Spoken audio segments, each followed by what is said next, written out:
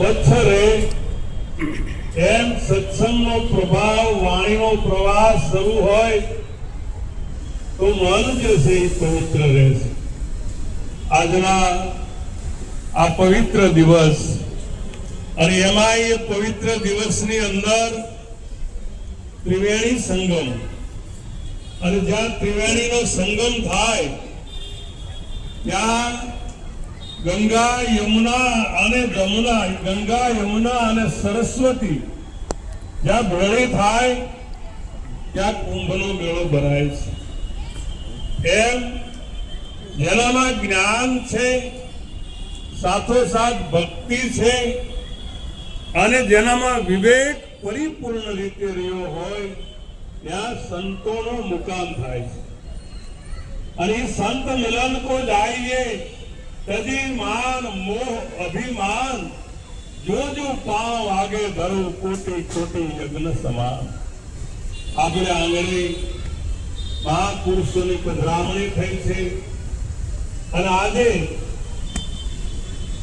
સામુબા મહારાજ, મંજરામ મહારાજ એના આંગણાની અંદર આજ મારા આંગણિયામાં આનંદ આનંદ થાય છે. શું કામ કે હરિના ભક્તો હરિના ગુણલા હરખે હરખે ગાય છે. આજના દિવસની અંદર અમારે ઘનશ્યામભાઈ દેવલે થયું, એમની આ ત્રીજી પૂર્ણતિથિ, હીરબેનની પૂર્ણતિથિ, અને ખાસ કરીને તો અમારા મહારાજની જે 17મી પૂર્ણતિથિ ગઈ એને પણ યાદ કરી આપણે એનું ભજન લઈ, બે કડી બોલી, સ્વાગત કરી, આરતી કરી, પછી સંતોનું સત્સંગ સાંભળ્યું. અમારા મહારાજ એક એવી હસ્તી, અમારા મહારાજમાં એવી એક મસ્તી, અને એ અમારા મહારાજ આપણને શું સૂચવે છે કે ફેરા ચોરાસીના પર તો તું આવે, ગુરુ વિના તને કોણ છોડાવે. બધા બોલો.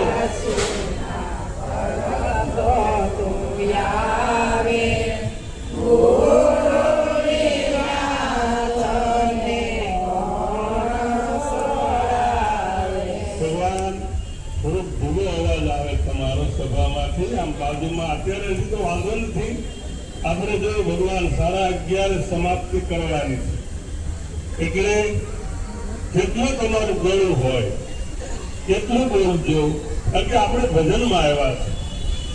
એ ફેરા ચોરાસીના પર તો તું આવે, ગુરુજી વિના તને કોણ છોડાવે.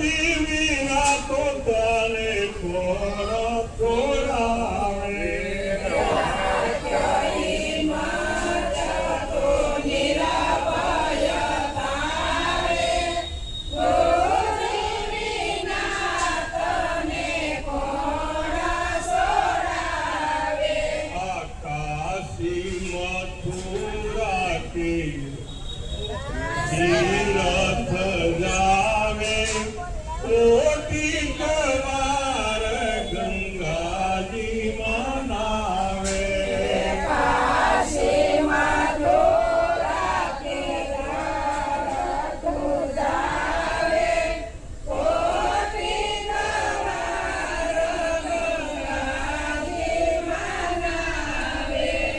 કોઈ હરી તારા હાથનો આવે ગોજી વિના તને કોણ જોડાવે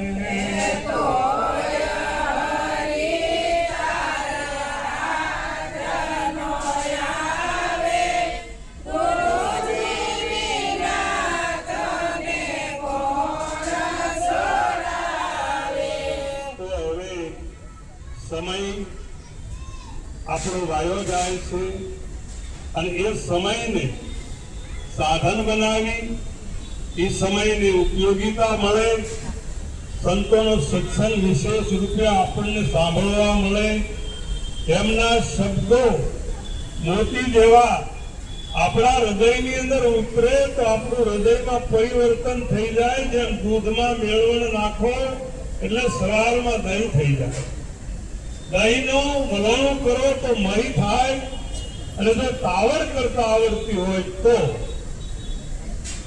શું થાય નારાયણ સ્વરૂપ ઘી બને તો હવે શ્યામબા તથા મંજી મહારાજને વિનંતી કરી કે દરેક મહાપુરુષો બિરાજમાન છે તેમના ફૂલહારથી સ્વાગત કરે અને એ સ્વાગત થઈ ગયા પછી આપણે સુંદર મજાની આરતી કરી અને મહાપુરુષોનું પ્રવચન સાંભળશું તો દરેક મહાપુરુષો ઉભા થઈ મંજી મહારાજ